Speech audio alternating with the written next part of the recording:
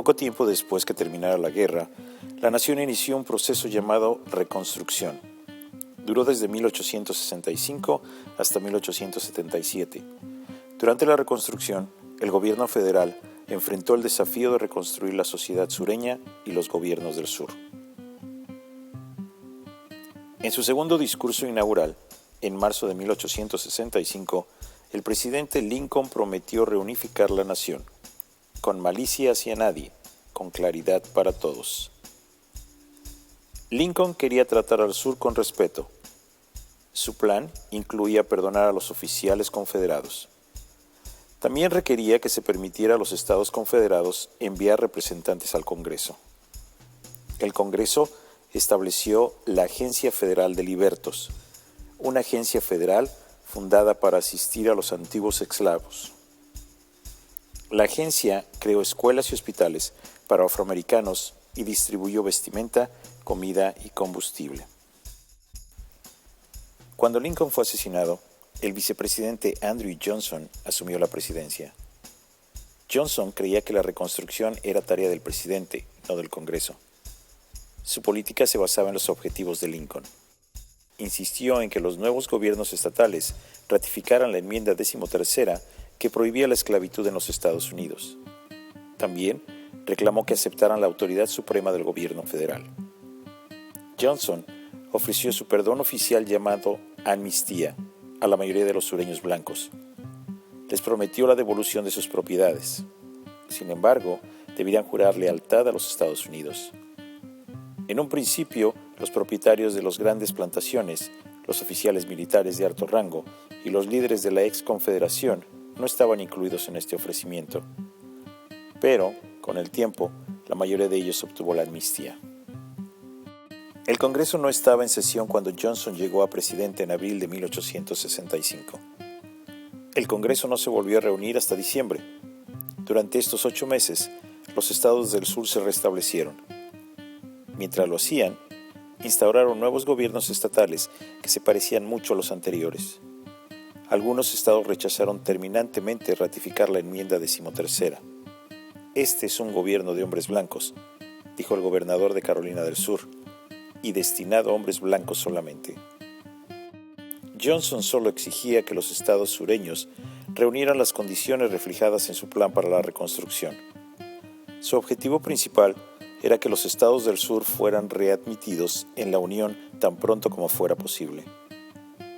No intentó satisfacer las necesidades de los antiguos esclavos a base de darles tierras, derechos electorales ni igualdad entre la ley. Johnson creía que los estados debían tener el derecho a manejar estos asuntos de manera autónoma. Esto fue un alivio para muchos sureños blancos. Los estados sureños promulgaron leyes conocidas como Black Codes, que limitaban la libertad de las personas anteriormente esclavizadas. Estas leyes solo eran simples versiones actualizadas de las reglas que habían gobernado a los afroamericanos del sur durante la esclavitud. En Mississippi, por ejemplo, una ley decía que los afroamericanos debían tener prueba por escrito de estar empleados. Cualquier persona sin esta prueba podría ser arrestada o encarcelada.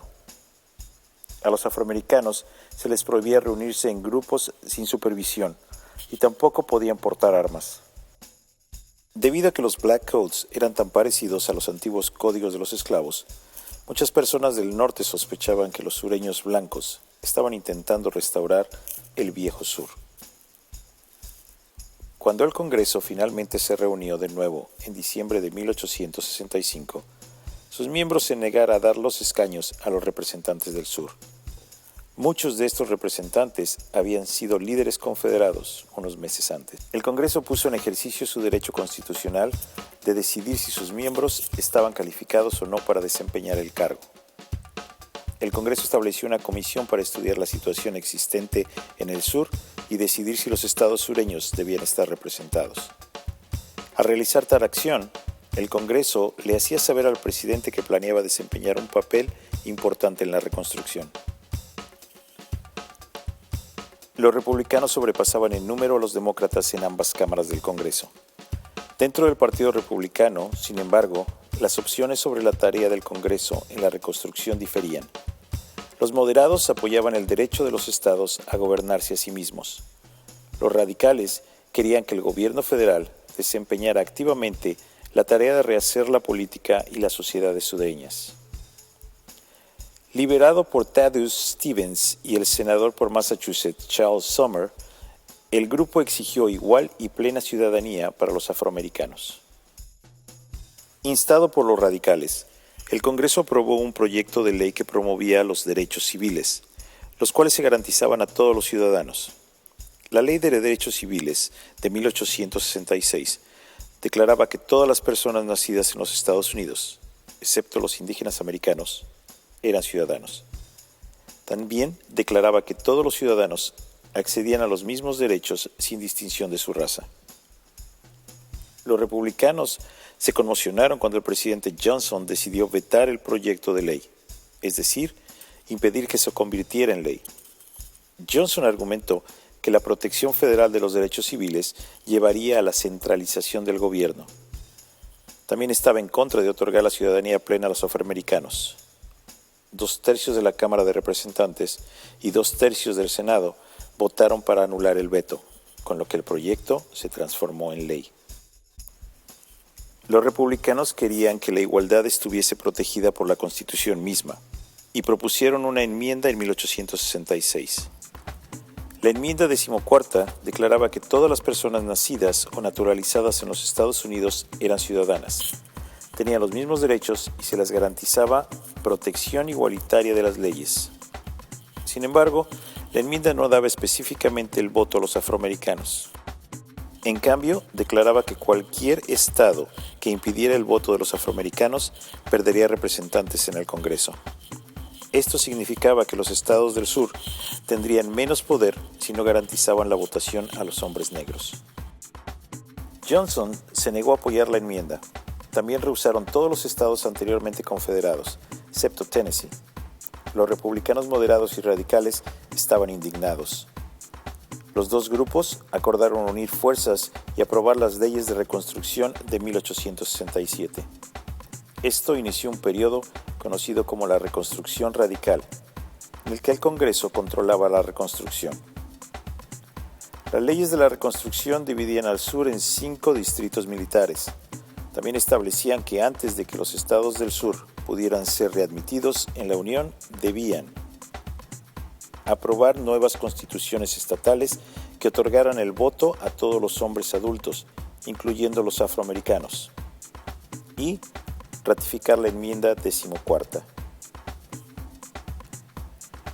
Muchos de los republicanos eran granjeros blancos, en su mayoría pobres, que estaban enojados con los hacendados por iniciar lo que ellos llamaban la Guerra de los Ricos. Algunos demócratas llamaron a estos delegados scalwags o bribones, porque aprobaban la reconstrucción radical. El segundo grupo se conocía como carpetbaggers o maleteros, que eran norteños blancos a los que los sureños, a veces injustamente, acusaban de venir al sur con una maleta vacía dispuestos a llenarla con lo que pudieran, ya fuera enriquecerse o ganar poder político.